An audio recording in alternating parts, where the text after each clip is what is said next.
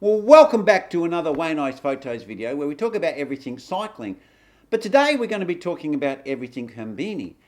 And just watching his last video, and if you haven't watched that, go check it out right up here. He seems to be becoming quite feminine. And he's changed his evaluation to references to the female cycle called a period. And he also seems to be chucking hissy fits on Scott bikes. Well, anyway, to get him through this difficult time in the month, I've got him some Toblerone because apparently he missed out on that. Well, anyway, I just need to put this into the wrapping and get it off to a Hambini. Well, it looks like someone's already been in there. Who could that be? Well, anyway, forget that idea and let's get into the video today.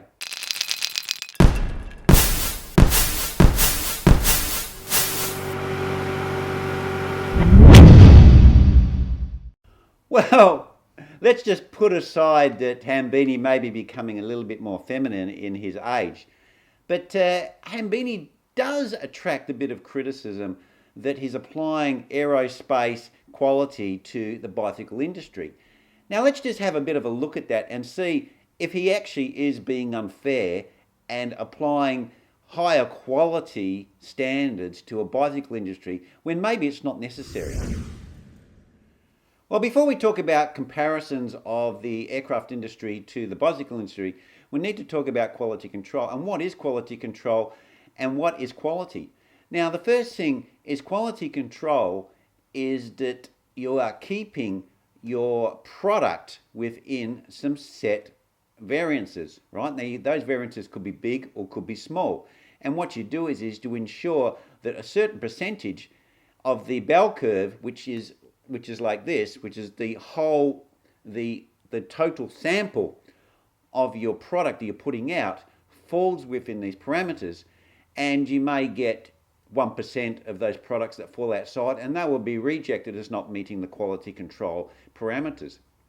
Now, the thing that varies is the variance. So, if you were laying a piece of carpet in a house, the manufacturer might say, oh, you've got to measure the room and then you've got to add the pattern. And let's just say the pattern on the carpet is 200 mil. So you need to make your variance plus 200 mil for that carpet to fit into that room, because otherwise you might not find the pattern matches up and you haven't got that bit extra to move, to shift.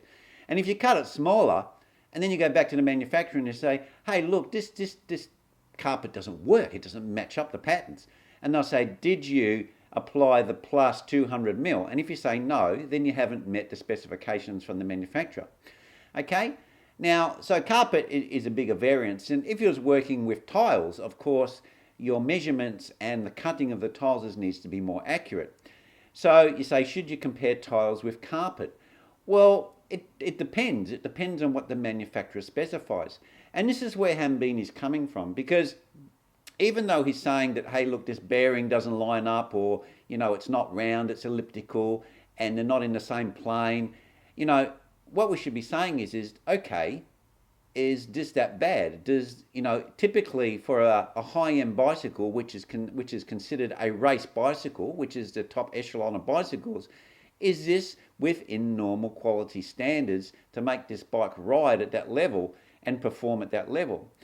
And these sorts of variances are given also by the manufacturer of the components you put on the bicycle. So if you're fitting some Shimano group sets or SRAM group sets or a Campagnolo group sets, they will actually have specifications that the bicycle needs to meet to actually run that equipment. It could be the disc brakes or whatever. Like if the screw mounts for the brake calipers are too far out, you can't screw it in there and it will put pressure on the bolts and could damage the actual caliper.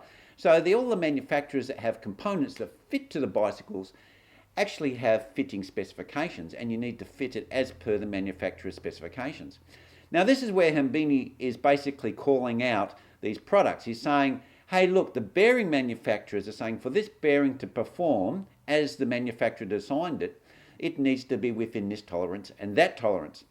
And what Hambini's finding is the bike manufacturers are not keeping within inside those tolerances. So therefore he's saying that the bearings are not going to perform to their design criteria. And they may even not warranty them, because if you go back to the bearing manufacturer and you say, hey, look, this failed, after, 20 hours of riding, and they'll say, well, let's have a look at it. And if they look at the bike and there's misalignment, or that the hole was too tight and put undue pressure on the bearing, or the shaft was too small or too big, then they will say, hey, we're not paying a warranty because you didn't meet our mounting specifications. Now let's just go back to what quality control is. Now quality control, let's just for argument's sake go to the aircraft industry, right? Now if you've got a component that fits to an aircraft, and by the way, you can't actually change components and you can't modify them on aircrafts, so you have to put in like for like. But let's just say we had a shroud that actually covers the instrument panel, right, to keep glare off the instruments so you can see them when the sun's at certain angles when you're flying the aircraft.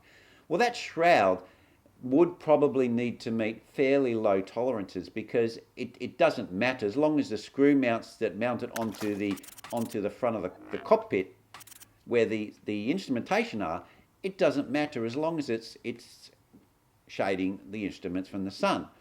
But then if you take a bearing that's in the turbofan engine of the aircraft that actually has to perform at significant temperature variances and at quite significant loads, the tolerance of that bearing will be actually smaller. So, that bearing may be of a higher standard because it needs to work in more extreme conditions.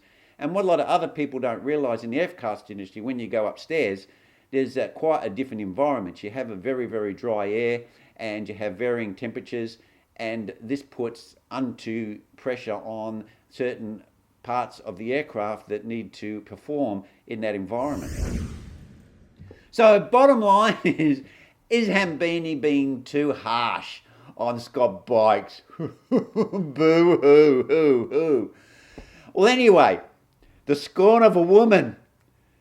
Well, I don't think so, because the specifications he's actually referencing are from the bearing manufacturers and they're not from the aircraft industry.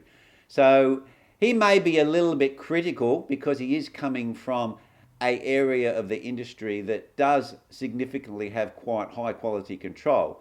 But when you're spending thousands of US dollars on a bicycle frame, and these are supposed to be the best, which could be 10 to 20 times more expensive than your ride up the shop bike, I think you need to have the same kind of expectations that these bikes are made at least to the tolerances of the bearings and components that are being fitted to that frame. And I don't think that's, too much to expect. Well, anyway, that's where I'm going to leave it. And that Toblerone was very yummy, Mr. Hambini, so thank you very much for that. And that's where I'm going to leave it. Take care, guys. Remember to subscribe and ring that bell. Cheers. See you next week, guys.